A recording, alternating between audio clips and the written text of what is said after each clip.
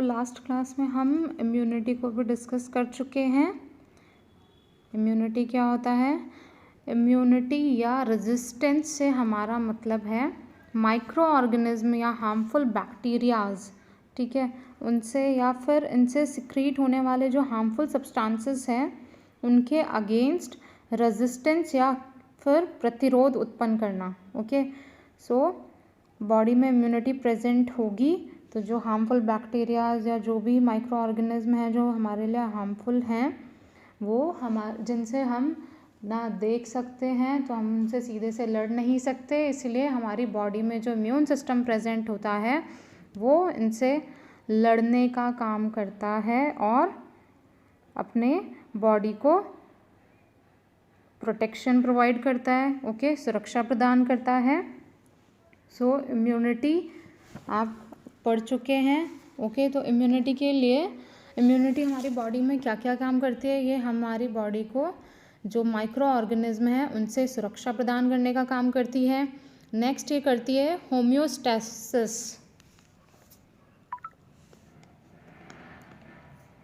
Next ये homeostasis की क्रिया को भी संपन्न कराती है। होम्योस्टैसिस क्या होता है? होम्योस्टैसिस होता है जो हमारी बॉडी में सेल्स होती है जो कि मृत सेल्स, डेड सेल्स या फिर वृद्ध सेल्स होती है। ओके, उनको क्षति या फिर जो क्षतिग्रस्त सेल्स होती है जो टूट गई है या जो डैमेज हो जाती है, ओके, उन सेल्स को भी अपनी बॉडी से एक्सक्रीट आउट कराने का काम करती है। ओके, मतलब कि इम्यूनिटी भी होम्योस्टैसिस का भी काम करती है। ओके, और नेक्स्ट ये करती है जो म्यूटेंट सेल्स होती हैं। म्यूटेशन जनरली हमारी बॉडी में अकर होता ही रहता है। ओके, तो जो म्यूटेंट सेल्स होती है उनको भी पहचान कर और उनको नष्ट करने का काम करती है। ओके, म्यूटेशन सेल्स में कैसे होता है? सेल्स की एबनॉर्मल ग्रोथ होने लगती है। ओके, जो कि ट्यूमर में कन्वर्ट हो जाती है। तो ट्यूमर सेल्स या कैंसरस सेल्स है उनसे भी सुरक्षा प्रदान करती है इम्यूनिटी, क्योंकि वो उनको पहचान कर उनको नष्ट कर देने का काम करती है। ओके, टाइप्स ऑफ इम्यूनिटी अब हम डिस्कस करेंगे। Types of immunity. इम्यूनिटी कितने टाइप की होती है? ओके, इम्यूनिटी आपको पता है इम्यूनिटी दो टाइप की होती है। एक आपके पास होती है इन्नेट और अक्वायर्ड। ओके, इन्नेट इम्यूनिटी जो कि हमारे अंदर बाय बर्थ प्रेजेंट होती है। अक्वायर्ड जिसको हम वैक्सीन्स के थ्रू या फिर जनरली इसको हम अपने लाइफ टाइम में खुद से अक्वायर करते हैं, उसको अर्जित करते हैं, दैट इज़ अक्वायर्ड इम्यूनिटी। और इन्नेट इम्यूनिटी हम में बाय बर्थ प्रेजेंट होती है जो कि हम में मदर से उसके चाइल्ड में ट्रांसफ़र होती है। ओके, हम यहाँ पे भी देख सकते हैं इम्यूनिटी क्या है? Resistance of a host to pathogens and their toxic effects. अब हम डिस्कस क्या कर रहे थे? इम्यूनिटी के टाइप्स।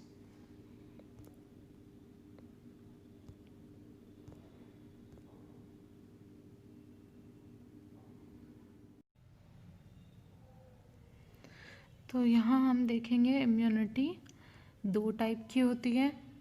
सबसे पहले हम बात करेंगे इन्नेट और अक्वायर्ड से पहले नॉन स्पेसिफिक और स्पेसिफिक इम्यूनिटी के बारे में। ओके, नॉन स्पेसिफिक इम्यूनिटी क्या होती है? नॉन स्पेसिफिक को हम जनरल इम्यूनिटी भी कह सकते हैं, क्योंकि जो नॉन स्पेसिफिक इम्यूनिटी है ये किसी सूक्ष्म जीव या फिर जो आप माइक्रो ऑर्गेनिज्म या फिर बाहरी फॉरेन मैटर है, अगर वो हमारी बॉडी में एंटर करता है तो ये इम्यूनिटी उत्पन्न होती है। ओके, तो ये नॉन स्पेसिफिक जो इम्यूनिटी होती है वो कोई भी बाहरी पदार्थ या फॉरेन मैटर हमारी बॉडी में एंटर करता है उसके फलस्वरूप यह हमारी बॉडी में उत्पन्न होती है। ओके, तो इसके लिए जैसे कि बहुत सारे बैरियर्स होते हैं बॉडी में, ओके, तो उनके उसकी वजह से ये हमारी बॉडी में उत्पन्न होती है। तो वो कौन कौन से हो सकते हैं, जैसे कि जो फिज़िकल बैरियर्स हैं, लाइक आपकी स्किन है, ओके। तो अगर बॉडी का वो पार्ट जहाँ से कोई बाहरी जो माइक्रो ऑर्गेनिज्म, बैक्टीरिया, जो भी सूक्ष्म जीव एंटर कर रहे हैं, ठीक है, उस पार्ट पे या तो इन्फ्लामेशन उत्पन्न हो जाती है, इन्फ्लामेशन हो जाना या फिर फीवर होना, ठीक है। तो ऐसे जो केमिकल और है ना बायोलॉजिकल बैरियर्स हैं वो इनके लिए होते हैं, ओके। तो जो इस टाइप की जो भी इम्यूनिटी होती है वो नॉन स्पेसिफिक इसीलिए होती है क्योंकि ये चाहे कोई भी माइक्रो ऑर्गेनिज्म आपकी बॉडी में किसी भी टाइप का एंटर कर रहा है, उन सब के लिए एक ही टाइप का रिस्पॉन्स उत्पन्न करती है, ओके। तो इसीलिए ये होती है non specific immunity, okay. Non specific immunity होती है जो कि किसी पर्टिकुलर माइक्रो ऑर्गेनिज्म या किसी के लिए स्पेशली कोई एंटीबॉडीज़ उत्पन्न नहीं करती है, सबके लिए एक ही जैसा रिस्पॉन्स देती है, that is non specific immunity, okay. तो ये जनरली जो फिज़िकल बैरियर्स होते हैं उनके वो इसमें सपोर्ट प्रोवाइड करते हैं। नेक्स्ट अपन बात करते हैं स्पेसिफिक इम्यूनिटी की, ओके। तो स्पेसिफिक इम्यूनिटी क्या होती है, ये होती है किसी विशिष्ट जो जाति के जो सूक्ष्म जीव होते हैं उनके बॉडी में एंटर करने के फलस्वरूप ये उत्पन्न होती है। इट मीन्स ये मोस्टली किस में देखी जाती है, जो स्पेसिफिक इम्यूनिटी है वो स्पेशली जो वर्टिब्रेट्स या फिर हायर एनिमल्स हैं उनके अंदर ये देखी जाती है, क्योंकि जो हायर वर्टिब्रेट होते हैं, जो हायर एनिमल्स होते हैं, वो इन जो जीव जो सूक्ष्म जीव हैं जो बाहर से अटैक करते हैं उन पर अलग तरीके से ये रिस्पॉन्स देता है एंटीबॉडीज़ बनाकर, ठीक है। जो नॉन स्पेसिफिक होते हैं वो ईच और एवरी बैक्टीरिया या माइक्रो ऑर्गेनिज्म जो एंटर कर रहा है उनके लिए पर्टिकुलर रिस्पॉन्स नहीं देता, बट ये उन्हीं पर्टिकुलर बैक्टीरियाज के लिए जो स्पेसिफिक इम्यूनिटी है वो उन पर्टिकुलर बैक्टीरियाज के लिए एंटीबॉडीज़ बनाकर और उनको पहचान कर उनको नष्ट करने का काम करती है। तो specific immunity specific micro organism के अगेंस्ट उत्पन्न होती है, ओके। जो रोधक क्षमता या प्रतिरक्षा वास्तव में किसी जीव को अन्य जीवों से सुरक्षा प्रदान करने की क्षमता होती है।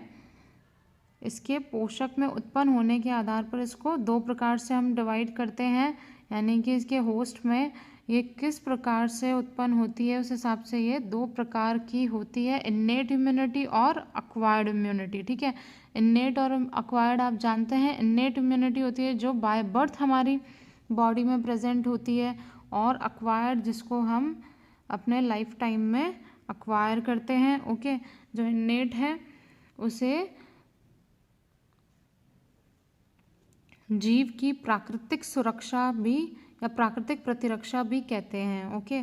सो ये नेचुरली हमारी बॉडी में प्रेजेंट होती है। अब अगर हम बात करें इन्नेट इम्यूनिटी की, तो इन्नेट इम्यूनिटी है वो स्पीशीज़ स्पेसिफिक होती है, ओके। स्पीशीज़ स्पेसिफिक क्यों होती है, क्योंकि अगर मनुष्य की या अपन बात करें ह्यूमंस की, अगर एक प्रजाति में या में एक विशिष्ट जीवाणु रोगजनक हो सकता है, किंतु वही दूसरी प्रजाति में वही जीवाणु रोगजनक नहीं हो सकता, ठीक है। लाइक अपन बात करें पादपों के रोग मनुष्य जाति को प्रभावित नहीं कर सकते हैं, ओके। उसी प्रकार जो रोधक क्षमता है यानी इम्यूनिटी है वो होस्ट की जो बॉडी है उसमें ऊतकों में उपस्थित विशिष्ट पदार्थों और जैव रासायनिक क्रियाओं द्वारा क्रियात्मक भिन्नताओं के कारण पाई जाती है, ओके। जो इन्नेट इम्यूनिटी है वो स्पीशीज स्पेसिफिक होती है, मतलब कि एक सूक्ष्मजीव एक जाति के जंतुओं को तो प्रभावित करता है पर अन्य जाति के जंतुओं को प्रभावित नहीं कर सकता। ठीक है, मतलब अगर कोई एक माइक्रो ऑर्गेनिज्म है वो एक स्पीशीज़ के तो एक स्पीशीज़ को तो प्रभावित कर सकता है पर वही दूसरी स्पीशीज़ के लोगों को प्रभावित नहीं कर सकता। ठीक है, जैसे कि जो चूहे हैं वो अलग स्पीशीज़ है। ओके, तो उनमें जो डिप्थीरिया है उसका प्रतिकूल प्रभाव नहीं पड़ता लेकिन मनुष्यों में उसका प्रभाव पड़ता है। ओके, जो ह्यूमन्स है उनमें हॉन्ग कॉलेरा नहीं होता है, हॉग्स में पोलियो रोग नहीं होता है। ओके, और जो पशुओं में होने वाला प्लेग है वो मनुष्य को प्रभावित नहीं करता है। ठीक है, मतलब जो एक स्पीशीज़ को होता है वह दूसरे को प्रभावित नहीं करता है। तो ये जो इन्नेट इम्यूनिटी है वो स्पीशीज़ स्पेसिफिक भी होती है और ये साथ में रेशियल स्पेसिफिक भी होती है। स्पीशीज़, अगर स्पीशीज़ को सपोज करो होता भी है पर एक ही स्पीशीज़ की जो डिफरेंट रेसेस हैं या प्रजातियां हैं उनमें कुछ प्रजातियों को ये रोग प्रभावित कर सकता है और कुछ प्रजातियों को ये रोग प्रभावित नहीं करता है। जैसे कि एक ही जाति की कुछ प्रजातियों में कोई रोग होता है और वही रोग उस जाति की अन्य प्रजातियों में नहीं हो सकता। जैसे कि अगर हम बात करें ह्यूमंस की ही, तो काले अफ्रीकन प्रजाति के लोगों में जो सिकल सेल एनीमिया रोग है वो होता है लेकिन जो मलेरिया रोग है वो नहीं होता है। ठीक है, ऐसा इसलिए होता है क्योंकि जो परजीवी का स्पोरोजोइट है वो अनियमित आकृति की लाल रक्त कणिकाओं को भेदने में असमर्थ होता है। जो आरबीसी रेड ब्लड सेल्स है वो अनियमित आकृति की होती है इसलिए वो उनको भेद कर एंटर नहीं कर सकता। ओके, और अमेरिका व जापान के लोगों में मीजल्स अल्प प्रभाव उत्पन्न करती है। अगर अमेरिका और जापान के लोगों की बात करें तो उनमें मीजल्स का इतना प्रभाव नहीं होता लेकिन जो भारतीय जो इंडियन प्रजाति के लोग हैं उनमें ये व्यापक रूप से होता है। और अगर आप बात करते हैं जो आपकी इम्यूनिटी है इन्नेट इम्यूनिटी वो इंडिविजुअल स्पेसिफिक भी होती है। ओके, इंडिविजुअल स्पेसिफिक कैसे? आपने देखा कि स्पीशीज स्पेसिफिक तो होती है, जो एक जाति को हुआ वह दूसरी जाति को नहीं प्रभावित कर सकता। और रेशियल स्पेसिफिक भी होती है, एक ही जाति के कुछ प्रजातियों को हो सकता है और कुछ प्रजातियों को नहीं हो सकता। अब कुछ प्रजाति में से भी कुछ इंडिविजुअल्स को ये हो सकता है और रोग और कुछ को नहीं हो सकता। लाइक जो इम्यूनिटी है वो इंडिविजुअल स्पेसिफिक होती है, अर्थात कोई पदार्थ या टॉक्सिन है वो एक व्यक्ति को प्रभावित करता है और किसी एक को नहीं करता है। ठीक है, मतलब यह व्यक्ति की व्यक्तिगत विशिष्टता के कारण होता है। ओके, इन्नेट है वो हर इन्नेट इम्यूनिटी है वो ईच और एवरी इंडिविजुअल के लिए डिफरेंट होती है। ओके, किसी के लिए कुछ चीज़ हार्मफुल होती है और किसी को किसी चीज़ से कोई इफेक्ट नहीं पड़ता है। ओके, तो वो इम्यूनिटी पर्सन टू पर्सन भी डिफर करती है। ओके, तो यह व्यक्ति की व्यक्तिगत विशिष्टता के कारण होती है जो इसके उत्तकों में होने वाली जैव रासायनिक क्रियाओं में पाई जाती है। मतलब कि जो टिश्यूज़ में जैव रासायनिक क्रिया होती है उनमें होती है। और ये जो इम्यूनिटी है ये हार्मोन और उपापचय कारकों द्वारा भी प्रभावित होती है। जो मेटाबॉलिक रिएक्शंस हैं उनसे और हार्मोन से भी प्रभावित होती है। अगर आप एग्जांपल देखें तो डायबिटीज़ के रोगियों में एड्रिनल जो ग्लैंड है उसके प्रभावित होने के कारण अनेक रोगों के प्रति प्रतिरोधक क्षमता घट जाती है। अगर किसी को डायबिटीज़ है तो डायबिटीज़ में एड्रिनल ग्लैंड भी प्रभावित होती है उसी की वजह से। तो उसमें क्या होता है जो रोग होते हैं उनके प्रति जो इम्यूनिटी होती है वो घट जाती है। जैसा कि आप अभी ड्यूरिंग कोरोना के लिए भी आप देख रहे हैं कि जो डायबिटिक पेशेंट्स हैं उनका इम्यून सिस्टम वीक होता है। जो डायबिटिक पेशेंट हैं उनके लिए कोरोना अगर उनको होता है तो उनके लिए बहुत हार्मफुल होता है, उनको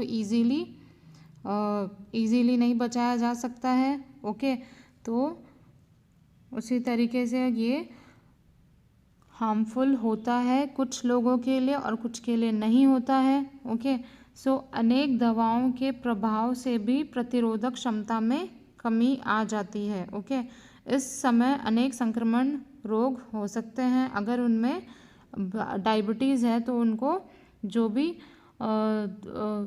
वायरल डिजीज़ेज़ हैं वो इजीली अफेक्ट कर सकती है। ओके, तो ये जो प्राणी हैं उनमें सामान्य स्वास्थ्य पोषण आयु द्वारा प्रभावित होता है। ओके,